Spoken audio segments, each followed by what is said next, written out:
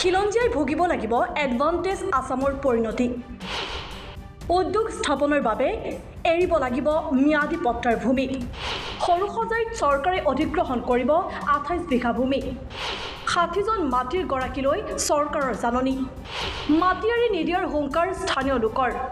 ভূমি অধিগ্ৰহণৰ জাননীক লৈ সৰুসজাইত তীব্ৰ প্ৰতিক্ৰিয়া। এডভান্টেজ আসামৰ নামত এতিয়া মাটি হেৰুৱাব লাগিব খিলঞ্জীয়াই। বৰ্তমান মই উপস্থিত আছোঁ গুৱাহাটীৰ সৰুসজাইত। গুৱাহাটীৰ সৰুসজাইৰ মই যিটো অঞ্চলত উপস্থিত আছোঁ এই অঞ্চলটোৰ প্ৰায় 28 বিঘাকৈ ভূমি এতিয়া অধিগ্ৰহণৰ বাবে পদক্ষেপ গ্ৰহণ কৰা হৈছে আৰু এডভান্টেজ আসামৰ নামত উদ্যোগ স্থাপনৰ বাবে এই 28 বিঘা ভূমি অধিগ্ৰহণৰ বাবে পদক্ষেপ গ্ৰহণ কৰা হৈছে। ইতিমধ্যে তাৰ ইয়াত যিসকল স্থানীয় বাসিন্দা বা ব্যৱসায়িক প্ৰতিষ্ঠান আছিল সেই প্ৰতিষ্ঠানসমূহলৈ এখন জাননী প্ৰেৰণ কৰা হৈছে, ভূমি অধিগ্ৰহণৰ জাননী প্ৰেৰণ কৰা হৈছে আৰু এই প্ৰক্ৰিয়াৰে এতিয়া সৰুসজাই 28 বিঘাকৈ ভূমি এডভান্টেজ আসামৰ নামত উদ্যোগ স্থাপনৰ বাবে অধিগ্ৰহণৰ প্ৰস্তুতি আৰম্ভ কৰা হৈছে। সৰুসজাই চৰকাৰে অধিগ্ৰহণ কৰিব 28 বিঘা মাটি। এডভান্টেজ আসাম 2.0ৰ অধীনত উদ্যোগীকৰণৰ নামত অধিগ্ৰহণ কৰা হ'ব এই সুবিশাল ভূমি।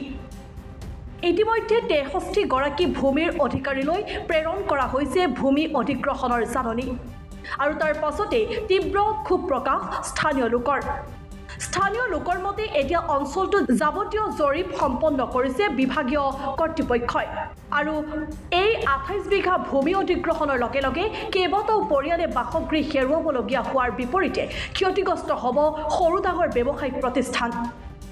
চৰকাৰৰ এই ভূমি অধিগ্ৰহণৰ জাননীক লৈ স্থানীয় লোকৰ হুংকাৰ। মই শুনামতে এটা ভিতৰুৱা খবৰ মানে ধৰক শুনিছোঁ মই কিছুমান বাহিৰৰ পৰা এখন 5 ষ্টাৰ হোটেলৰ ফাৰ্ষ্ট এটা প্ৰপ'জ আছে আৰু ছেকেণ্ড এখন মেডিকেল এখন মানে আপোনাৰ ছুপাৰ স্পেচিয়েলি খুব হেভি মেডিকেল মানে আণ্ডাৰটেকিং বুলি কৈ আছে আৰু তেনেখন খুলিব আৰু যিখিনি মানুহৰ মাটি বাৰী আছে মই শুনামতে চৰকাৰী ভেলুটো মানে দিয়াৰ এটা মানে যোজা চলিছে আৰু প্ৰায় মানুহখিনি ন'টিছ অলৰেডি পঠাইছে, বহুতে পাইছে কিন্তু পায়ো মানে ধৰক পোৱা নাই বুলি কৈ আছে যদিও ধৰক তলে তলে কামবিলাক চৰকাৰে কৰি আছে।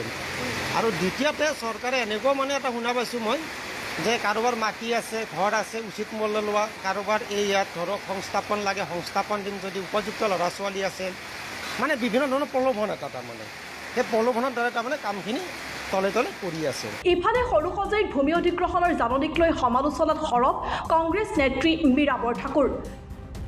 চৰকাৰক কঠোৰ সমালোচনা কৰি কংগ্ৰেছ নেত্ৰীগৰাকীৰ অভিযোগ, মাটি ভেটি হিমন্ত বিশ্ব শৰ্মাৰ চৰকাৰৰ সন্মুখত কিমান সুৰক্ষিত।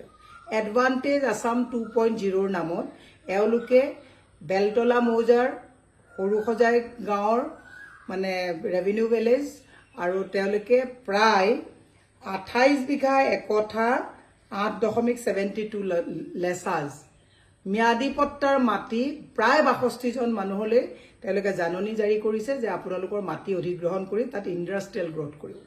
ইণ্ডাষ্ট্ৰি আমাক লাগে, কিন্তু ম্যাদী পট্টাদাৰ যিসকল আমাৰ অসমীয়া ইয়াত বহি থকা যিসকল আমাৰ অসমীয়া মানুহ, এই অসমীয়া মানুহসকলক তেওঁলোকে ম্যাদী পট্টা খালী কৰাই ইয়াত তেওঁলোকে এডভান্টেজ আসামৰ নামত বহিৰাজ্যৰ বনিয়াক তেওঁলোকে মাটি গতাব বিচাৰিছে। মই মনত পেলাই দিব বিচাৰিছোঁ পতঞ্জলিৰ ক্ষেত্ৰতে হওক, আপুনি পাম অইল ইণ্ডাষ্ট্ৰীৰ ক্ষেত্ৰতে হওক, এই গোটেইবিলাকত যিবিলাক বহিৰাজ্যৰ বনিয়ত পানী দৰত মাটি হস্তান্তৰ কৰা হৈছে তাত চকীদাৰ পিয়নৰ বাদে কিন্তু কোনো ধৰণৰ আমাৰ ল'ৰা ছোৱালীয়ে চাকৰি ভাল উপযুক্ত চাকৰি তাত পোৱা নাই। মই মুখ্যমন্ত্ৰীক কৈছোঁ অসমত আৰু মাটি নাই নেকি? আপোনালোকে যিবিলাক ভিতৰত আছে তাৰমানে এওঁলোকে কিবিলাক আমাৰ ৰেডিমেড বস্তুবিলাককে ৰাস্তাৰ কিনাৰত ল'ব বিচাৰিছে যাতে খুব ধুনীয়াকৈ তেওঁলোকে ইণ্ডাষ্ট্ৰি বনাই ট্ৰান্সপৰ্টেশ্যন একো কষ্ট নোহোৱাকৈ আমি বনাই থোৱা মাটিবিলাক তেওঁলোকে লৈ যাব। এডভান্টেজ আসাম উদ্যোগীকৰণৰ স্বপ্ন, প্ৰতিশ্ৰুতি অসমীয়া যুৱক যুৱতীৰ সংস্থাপনৰ, কিন্তু এয়া কি? এডভান্টেজ আসামৰ নামত অসমীয়াই হেৰুৱাব নেকি নিজৰ ভূমি? এয়া এই সময়ৰ গুৰুত্বপূৰ্ণ প্ৰশ্ন। নিউজ ডেস্ক ৰিপৰ্ট, দি ক্ৰছ কাৰেণ্ট।